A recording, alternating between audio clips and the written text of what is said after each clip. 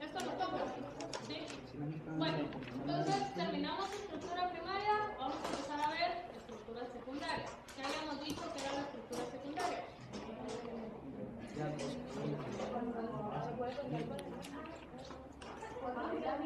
Cuando se dobla.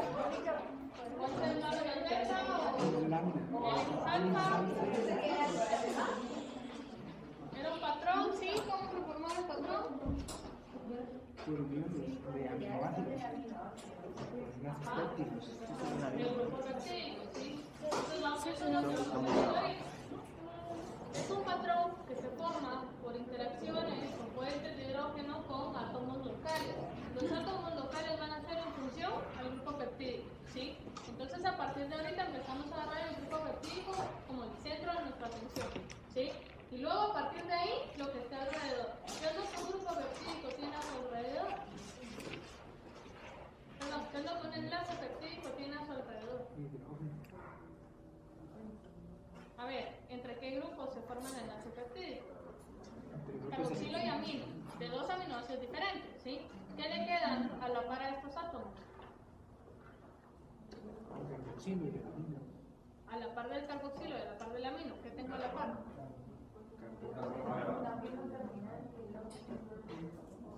El carbono alfa. Carbono alfa y carbono alfa, ¿sí o no?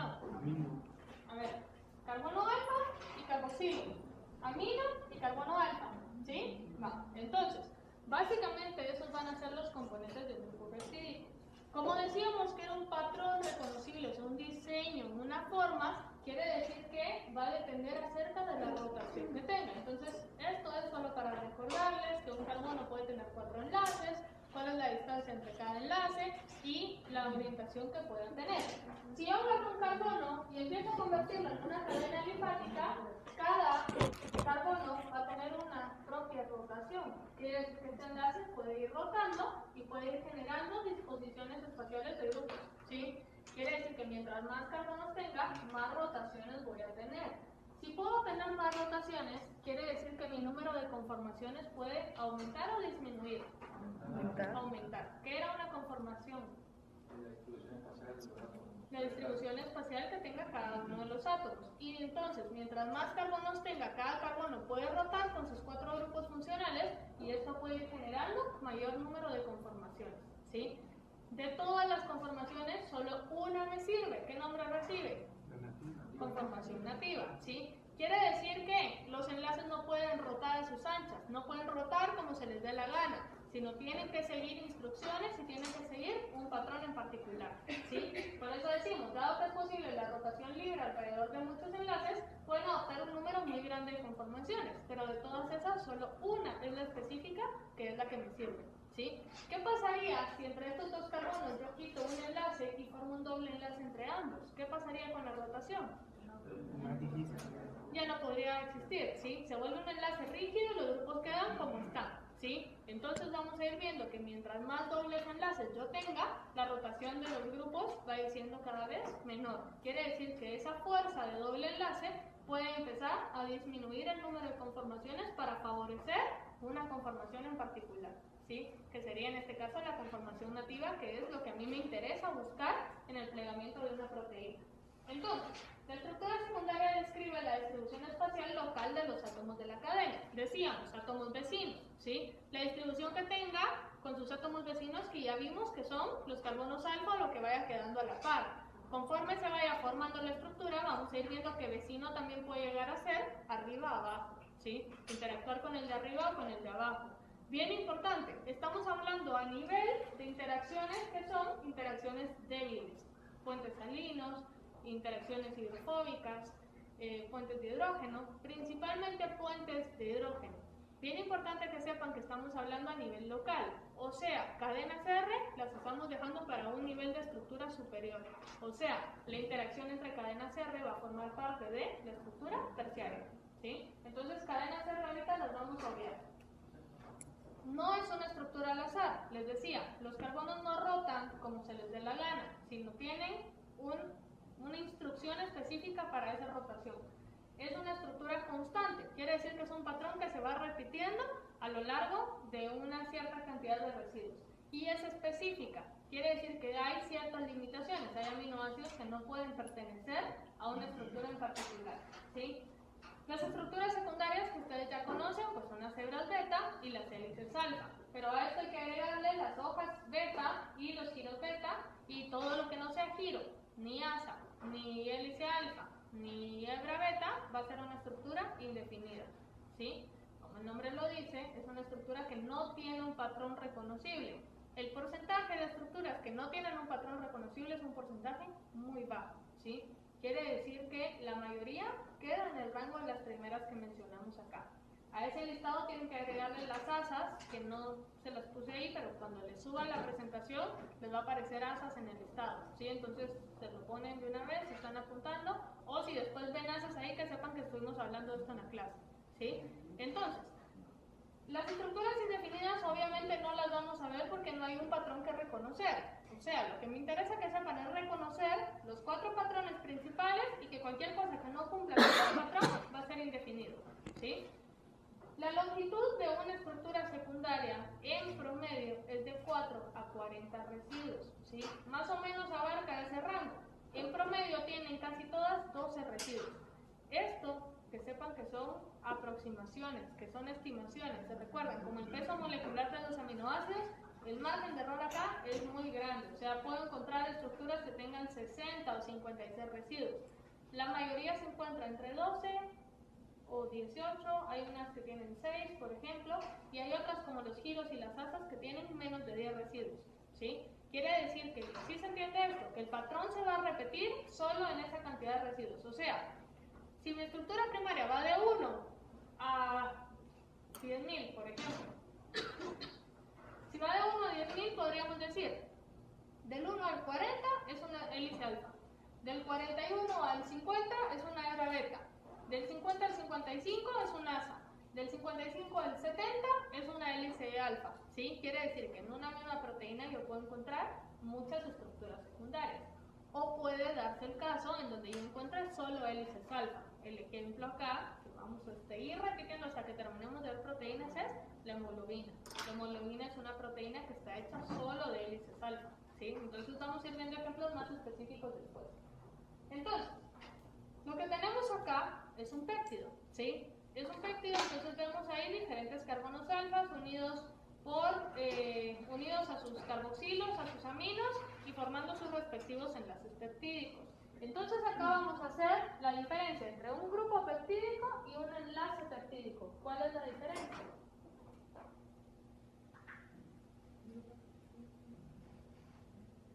A ver, el enlace peptídico por lo menos tiene que saber con carboxilamino. Y un grupo peptídico ya no está haciendo referencia al enlace, está haciendo referencia a componentes que estén alrededor de un enlace peptídico, ¿sí? Entonces, lo que nosotros vamos a ver acá es cuál sería la distribución de los átomos locales. Por ejemplo, esto que yo tengo acá es mi enlace peptídico. ¿Por qué? Porque yo sé que es entre un carbonilo y un amino, ¿sí? ¿Lo están viendo ahí? ¿Sí lo ven? Este es el enlace peptídico. Decíamos, el grupo peptídico es lo que esté alrededor del enlace peptídico y sus componentes. Quiere decir que van a ser las dos vecindades, o sea, los carbonos alfa. O sea, un grupo peptídico va de carbono alfa a carbono alfa. Pero que entiendan que es carbono alfa de un aminoácido y carbono alfa de otro aminoácido. Se ubica el aminoácido con el aminoácido acá. La clave es ubicar cadenas R. ¿Sí? ¿Por qué? Porque están en color morado y es más fácil ubicar ese carbono. ¿Sí? Si vemos acá, ese carbono alfa tiene su carbonilo y tiene su grupo amino, su cadena R y su hidrógeno, ¿sí? Entonces acá lo que nosotros estamos viendo es que cada cuadrito que ven aquí atrás es un grupo peptídico. De este carbono alfa, este carbonilo pertenece a un grupo peptídico y este amino pertenece al otro grupo peptídico. O sea, básicamente lo que estamos haciendo acá es partir cada uno de los aminoácidos en dos y centrar la atención en función a el enlace peptídico. ¿Sí se entiende? ¿Sí? Bueno, este carbono alfa, ¿a qué grupo peptídico pertenece? ¿De la derecha o al de la izquierda? A los dos, ¿sí? Eso es lo que me interesa que sepan, que lo estamos trabajando en función al grupo, ¿sí? Y que un carbono puede pertenecer a más de un grupo, ¿sí? Entonces acá decimos que un grupo peptídico está formado por 3 enlaces covalentes. vayamos viendo acá. Si el grupo peptídico empieza acá, yo tengo un enlace covalente, dos enlaces covalentes y tres enlaces covalentes. Cada uno de estos enlaces covalentes recibe un nombre específico. Puede ser pi o si, ¿sí? Entonces, cada uno de estos enlaces recibe el nombre. El enlace peptídico recibe el nombre del enlace omega. Entonces, eso lo vamos a ver en una diapositiva más adelante. Lo que me interesa ahorita que vean es que estos serían los tres enlaces entre carbono alfa 1, carbono carbonilo, entre carbonilo y amino, que sería el peptídico, y entre el amino y el siguiente carbono alfa, que sería el alfa 2. ¿Sí? Entonces, esos son los tres enlaces que van a generar un patrón. Acuérdense, regresamos a la definición anterior. La estructura secundaria es un patrón constante, o sea, el patrón de repetición del grupo peptídico es lo que se va a ir repitiendo a lo largo de la estructura. ¿Sí se entiende? ¿Sí? Entonces necesitamos entender cuáles son estos enlaces. Antes de seguir, vamos a hablar de las características que tiene el grupo amino. No sé si se recuerdan cuando hablábamos del enlace amida sustituido. Decíamos, un enlace amida es entre un carbonilo y un grupo amino. Pero el enlace peptídico es un enlace amida sustituido especial, ¿sí? Es único porque tiene características que vamos a ver más adelante. Más adelante es hoy, ¿sí? Entonces hoy vamos a ver por qué ese enlace es tan especial y único, porque ningún otro amida sustituido es así. Entonces, todos los aminoácidos tienen un carbonilo normal, ¿sí? Un carbonilo un poco raro. El carbonilo es más largo que un grupo carbonilo normal, ¿sí? Quiere decir que si está más largo, este doble enlace está como más extendido, ¿sí? Este enlace está más extendido y este enlace amino es más corto que un amino normal, ¿sí? Quiere decir que estos electrones están más pegaditos al nitrógeno y este oxígeno es el amo y señor de todo. ¿Por qué? Porque se extiende con dos dobles enlaces a robarse los electrones, ¿sí? Acuérdense que es un átomo electronegativo. Esto lo que va a hacer es generar un pequeño dipolo eléctrico que tiene un carácter parcial de doble enlace. ¿A qué me refiero cuando hablo de un carácter parcial de doble enlace? Puede ser un doble enlace en la mitad. Que solo con momentos se forman, se deshacen. Que es momentáneo, ¿sí? Quiere decir que no es un doble enlace estable, pero va a tener la fuerza como que fuera un doble enlace. ¿Sí se entiende? No es un doble enlace, pero tiene la fuerza y la rigidez que un doble enlace tiene, ¿sí? Porque el doble enlace lo que va a hacer es extenderse a lo largo del grupo carbonilo, que es lo que vamos a ver ahorita, ¿sí? Entonces acá decimos, si este carbonilo es más grande, decíamos que este oxígeno, que es más electronegativo, tiene más poder para robar electrones, ¿sí? Y si este es más cerca, tiene los electrones más cerca, quiere decir que al carbono, al oxígeno se le da la oportunidad de ir a robar más allá, porque tiene más poder, ¿sí? Entonces, si empieza a robar electrones, este se queda con una carga parcial negativa que tiene la fuerza como que fuera una carga neta, ¿sí? Y este se queda con una carga parcial positiva como que fuera neta. Cuando digo como que fuera, me refiero a que tiene la fuerza de, ¿sí? Que no es una carga parcial neta, perdón, que no es una carga neta, sino que es una carga parcial, pero tiene la fuerza como que fuera neta. ¿Sí se entiende? ¿Sí? Entonces, ¿qué es lo que pasa? Si esto pasa a robar electrones hasta acá, el doble enlace tiene la capacidad de extenderse hacia aquí abajo. Ojo, que la imagen no los confunda. Aquí no existe un doble enlace. Solo estamos diciendo que el doble enlace del grupo carbonilo puede proyectarse hasta aquí abajo. ¿Por qué? Porque decíamos es muy electronegativo y los otros electrones están muy cerca y lo que hace es robarse todo lo que puede, ¿sí? Cuando jala esto, el doble enlace se extiende hacia acá y es donde se genera el doble enlace parcial, o sea, un doble enlace momentáneo. La fuerza del doble enlace va llegando hacia allá. Entonces al final nosotros podríamos decir, bueno, es como que este va a seguir formando puentes de hidrógeno, pero este va a quedar muy fuerte, ¿sí? Y si esto queda fuerte, ¿qué pasa con la rotación de los grupos a su alrededor? No hay, ¿sí? El enlace va a formarse, entonces como que fuera un doble enlace. No es un doble enlace, pero tiene la fuerza como que fuera un doble enlace. ¿Se entiende? ¿Sí? Va. Entonces, asumamos entonces, decimos, limita el giro y limita el número de conformaciones. Y va a limitar el número de conformaciones a dos diferentes, ¿sí? Entonces, voy a regresar acá. Y ahora tenemos que ver al grupo peptídico con otros ojos. ¿Por qué? Porque esto es más fuerte, ¿sí? Quiere decir que este enlace no va a cambiar. Si esto no cambia, ¿qué enlaces del grupo peptídico pueden cambiar? Los de los carbonos alfa, ¿sí? Y sí, ¿sí? Entonces acá lo que nosotros vamos a ver es que si pi y si pueden cambiar, quiere decir que este puede rotar hacia allá, puede rotar hacia acá. Este puede rotar hacia allá o puede rotar hacia acá. Eso me limita el número de conformaciones a 2 posibles para el grupo peptídico. ¿Cuáles son? ¿Qué nombre reciben? Cis y trans. Cis, si los dos carbonos alfa tienen la rotación hacia arriba, trans si uno está hacia arriba y otro está hacia abajo. Entonces es lo que estamos viendo acá, ¿sí? La conformación del grupo peptídico se va a limitar a estas 2 conformaciones entonces, y lo que nosotros vamos a ver acá es que el grupo peptídico, el enlace peptídico dentro del grupo peptídico permanece igual, no cambia, es constante, ¿sí? Porque es muy fuerte. Solo puede cambiar este, si se fijan, este permanece igual, quien estaría rotando en este caso hacia arriba es este, o hacia abajo es este segundo carbono alfa. En el libro me decía que pues también hay distancias entre ellos, entre el grupo, entre el N y el carbono, entre el prótono y el carbono. ¿Tienen que ver algo con la fuerza también eso, no? Cuando se refiere a distancias, ¿a qué se refiere? Decía que era menor distancia que un carbono y un hidrógeno normal, pero más largo con enlace doble. Ajá, que era lo que estábamos diciendo acá. Esto es más largo, ¿sí? Pero esto es más corto. ¿Y eso en qué afecta? O sea, le va a dar más... Afecta que, por ejemplo, si yo soy más fuerte que usted, ¿sí? Y usted está muy cerca de mí, yo me puedo apoderar de todo lo suyo. Pensemos en el bullying ahorita, ¿sí? Si yo fuera, por ejemplo, de primero básico y usted fuera de cuarto primario, yo podría robarle su refacción muy fácilmente, ¿sí o no? ¿Sí? Porque yo soy más grande y soy más fuerte. Eso es lo que pasa con el oxígeno. Es más grande, está en un nivel superior y por lo tanto, por ser más electronegativo, puede aprovecharse no solo desde cuarto primaria, sino de toda la primaria completa, ¿sí? Y más si los de la primaria llegan a enseñar de qué llevan la refracción, ¿sí? Quiere decir que es más fácil que se apodere de toda la refracción. Entonces, ¿qué pasa acá? El oxígeno es muy fuerte y este doble enlace es más largo.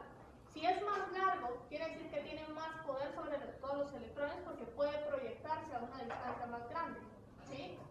Agarra más fuerza, como que agarra viada, ¿sí? ¿Y qué pasa? Si esto está más cerca, quiere decir que los electrones llegaron a enseñarles la refracción, ¿sí? ¿Y qué pasa con el oxígeno? Si es muy fuerte, lo que va a hacer es apoderarse de los electrones. ¿Qué pasa con el doble enlace? El doble enlace se va a extender de acá hacia acá, porque los electrones van a subir y esa fuerza del doble enlace se va a proyectar. Entonces, el doble enlace está acá, pero a este enlace simple le da la fuerza de ese doble enlace, porque se está apoderando parcialmente de sus electrones. ¿Sí? Entonces, por eso es que estamos limitando el giro, porque como ahora no es un doble enlace, pero tiene carácter parcial de doble enlace, ya no se mueve. ¿Sí? Se va a comportar como un doble enlace, va a ser rígido. Quiere decir que solo lo que está a su alrededor puede moverse, hacia arriba o hacia arriba y hacia abajo, ¿sí? Y eso me limita las conformaciones entonces a cis o a trans, ¿sí? No, pero es solo el carbono alfa es el que se va a tener la conformación. El carbono alfa es quien va a rotar, ¿sí? Y el enlace es el que va a tener la conformación cis y trans.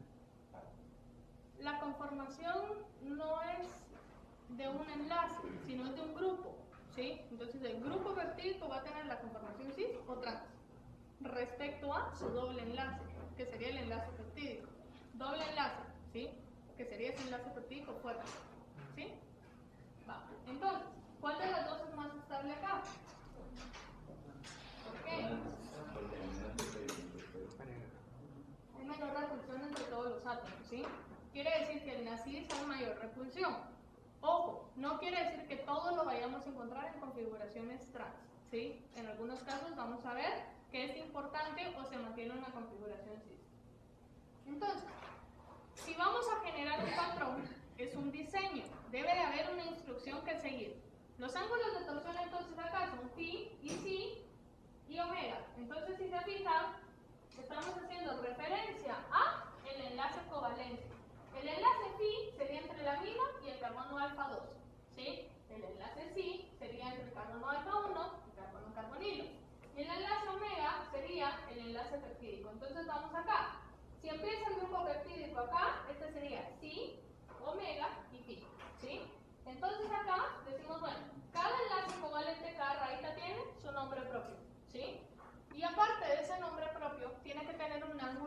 rotación. Puede rotar hacia donde sea, ¿sí? Quiere decir que es una vuelta completa. ¿Cuántos grados tiene una vuelta completa? 360. Si parten la vuelta en la mitad, 180. Entonces media vuelta es 180. Si gira a favor de las manecillas del reloj, es un ángulo positivo, ¿sí? Si gira en contra de las manecillas del reloj, es un ángulo negativo. De 0 a 180 y de 0 a negativo 180, ¿sí? Eso me genera entonces un barrido de 180. Quiere decir que nunca voy a encontrar un ángulo de torsión de negativo 200, por ejemplo, ¿sí? Tal cosa no existe. Un negativo 200 ya sería un positivo, ¿qué? Un positivo o algo, ¿sí? Para acá, ¿sí? ¿Sí se entiende? Va. Entonces, vamos a empezar a ver las estructuras secundarias más importantes, o sea, todas menos las indefinidas, ¿sí? Vamos a ver entonces la hélice alfa. Es la disposición más sencilla, es la más común, es la que más idea trae hasta el momento. Esta estructura hace uso óptimo de los puentes de hidrógeno internos. Básicamente esta definición se aplica para todas las estructuras secundarias, ¿sí? Habíamos dicho que todas las estructuras secundarias eran puentes de hidrógeno en átomos locales del grupo peptídico. Se van dando cuenta cómo cada vez vamos complicando más la definición, ¿sí? Empezamos de algo sencillo hasta terminar en una definición más completa. Tiene ángulos psi y phi de negativo 57 y negativo 47. ¿A favor o en contra de las manecillas del reloj? Contra. Configuración cis o trans. Sí, porque las dos están girando en contra de las manecillas del reloj, ¿sí? Una 47, otra 57. Eso están como así, pero respecto al enlace omega, no se mueve. ¿Por qué no puse el ángulo de torsión del omega? Porque no tiene, porque tiene un carácter parcial de doble enlace, ¿sí? Ya saben por qué. Entonces, cada giro incluye 3 puntos C residuos. Si es una hélice, quiere decir que voy dando vuelta. O sea, yo empiezo acá, una vuelta, terminaría acá. Una vuelta tendría 3 puntos C residuos. O sea, 3.6 aminoácidos van a ocupar ese espacio, ¿sí? No 4, no 3. 3.6. O sea, 0.6 del siguiente aminoácido. Casi 4, ¿sí? Pero el punto 4 que me queda de ese aminoácido va a ser quien inicie la segunda vuelta. La segunda vuelta va de acá hacia abajo, ¿sí? Eso serían 3.6 aminoácidos más, y así sucesivamente. Es un patrón constante, específico, y no es al azar. Quiere decir que tiene que ser 3.6. No puede ser 3.7, no puede ser 3.8. ¿Se entiende? ¿Sí? Si es configuración cis, quiere decir que todos los grupos R están siendo orientados hacia la misma posición, ¿sí? Entonces necesito que vayan teniendo eso en cuenta. Ahorita estamos viendo entonces que este sería un eje imaginario. Vamos del amino terminal al carboxilo terminal. Quiere decir que la proteína empieza aquí, ¿sí? Vamos hacia acá y se va enrollando hacia acá. De acá para acá hay una vuelta. Deberían de haber 3 puntos C residuos. Si se fijan, el carbono alfa del cuarto, tenemos un carbono alfa acá, 2, 3, y este es el cuarto, ¿sí? El cuarto aquí no está completo porque el cuarto aminoácido termina acá, ¿sí? Si se fijan es un pedacito nada más. Quiere decir que de acá para arriba es una vuelta, y de acá para abajo es otra vuelta, y así sucesivamente, ¿sí?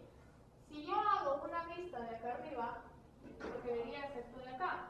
Este es el eje imaginario, ¿sí? ¿Qué pasaría si la configuración de los grupos fuera una configuración trans en lugar de una configuración cis? ¿Cómo sería esa vista desde arriba? Algunas pelotitas moradas para adentro, otras para afuera. ¿Qué pasaría si hubiera pelotitas moradas hacia adentro? Habría mayor repulsión. Todas las R estarían en ese pedacito. La vuelta fuera más grande, no habría estabilización para todos los grupos. Quiere decir que para esta circunstancia en particular, la configuración cis es la más estable. ¿Sí se entiende? Todos los grupos R están orientados hacia afuera. Quiere decir que estamos dejando estos grupos R para un nivel de plegamiento superior. O sea, los grupos R se van a encargar de formar y darle un patrón a la estructura tridimensional, a la estructura terciaria. ¿Sí? ¿Vamos bien aquí? ¿Sí? Entonces, esta es la misma vuelta, son los mismos aminoácidos. Lo que quiero que vean es que una vuelta empieza acá y termina acá. Quiere decir que acá empieza la siguiente vuelta y está terminando acá. Hay una altura que cumplir, ¿sí? Y esa altura es de 0.54 nanómetros, que equivale a 5 Angstrom, ¿sí? Quiere decir que la altura es y bajo acá, tuve que tener de acá al nivel superior, punto 54. Si bajo acá, de acá para acá, hay punto 54 nanómetros. ¿Se entiende eso? ¿Sí? No más, no menos, porque acuérdense que es específica y constante. ¿Sí?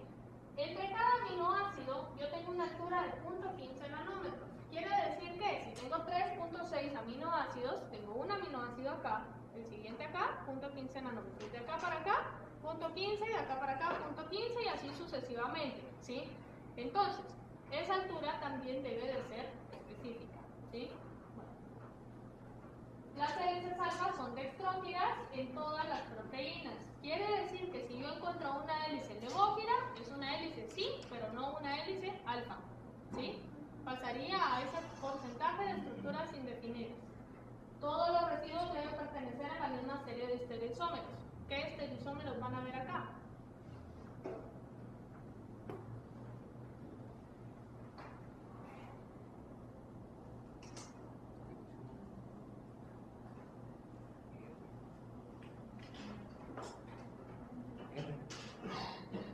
¿R o S?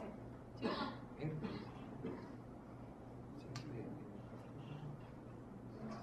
¿Qué nomenclatura usamos para designar a los estereoisómeros en aminoácidos?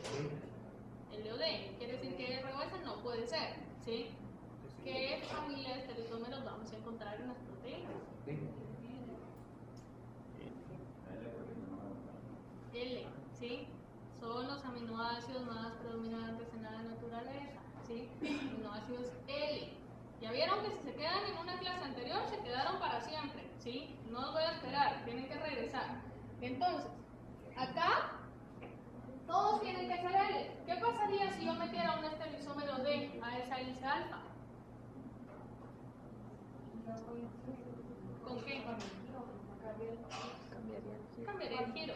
De ser dextrógiro pasaría a ser levógiro. ¿Sí? Quiere decir que meter a un aminoácido de una familia de estereoisómeros diferentes rompería el patrón. ¿Sí? Y por eso es que para poder tener mayor estabilidad y más constancia y disminuir el número de posibilidades de tener una conformación diferente a la nativa, es preferible que la naturaleza haya evolucionado para seleccionar únicamente aminoácidos L. ¿Sí? Así se está asegurando que no va a venir ningún intruso a romperle el patrón y la estabilidad a las proteínas. ¿Sí se entiende? ¿Sí? Va. Entonces, se pueden formar interacciones a 3 residuos de distancia. 3, 4 residuos, a veces es entre 2, dependiendo de la cercanía que haya. Acuérdense que son 3.6, o sea casi siempre van a ser hacia 4. ¿Sí? Se forma algo que se conoce como la rueda helicoidal. Y acá es donde nosotros empezamos a integrar los niveles de complejidad. Empezamos a ver a la estructura primaria aquí. ¿Sí? Esta sería mi estructura primaria. Tendría isoleucina, asparagina, no sé si es glutamato o glutamina, creo que es glutamato, glicina, fenilalanina, aspartato, 2 leucinas, arginina, serina y glicina. Hasta ahorita deben de manejar ya la clasificación de aminoácidos. Si alguien no la maneja todavía es porque no leyó, no me puso atención y no hizo su hoja de trabajo. ¿Sí? Entonces, ¿qué es lo que pasa acá? Si alguien no sabe la clasificación a estas alturas es porque no quiere sabérsela. ¿Sí? Entonces, yo tengo que este aminoácido empieza, ¿y qué me está indicando este 355? ¿Cuánto se movió? ¿Se movió dónde? ¿Qué me indica 355, 356?